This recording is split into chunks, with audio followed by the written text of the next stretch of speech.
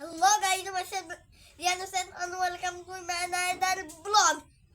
দেখুন আমাদের বাড়ি কত সুন্দর ফুল ফুটেছে দেখুন কত সুন্দর ফুল।